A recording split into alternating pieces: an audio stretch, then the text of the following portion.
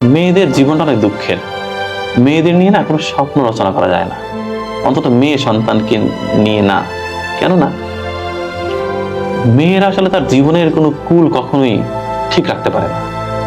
বাবার সংসারে একরকম অ্যাটিচিউড করতে হয় তাকে, বিয়ে হওয়ার পরে স্বামী সংসারে গিয়ে আর এক রকম আচরণ করতে হয়, আবার বৃদ্ধ বয়সে গিয়ে ছেলের সংসারে গিয়ে আর এক রকমের রূপ ধরতে হয়। মানে বলে না নারী বহুরূপী, এই কথাটা না একটা পজিটিভ অর্থ আছে আমার কাছে।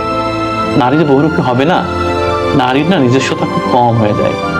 সমাজটা এরকম যে নারীকে বারবার মানে স্রোতের মধ্যে ঠেলে দেওয়া হয়।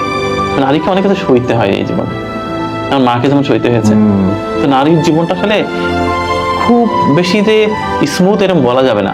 প্রতিটা নারীর জীবনেই খুব যন্ত্রণা, মানে এক একটা স্টেজে এক এক রকমের যন্ত্রণা।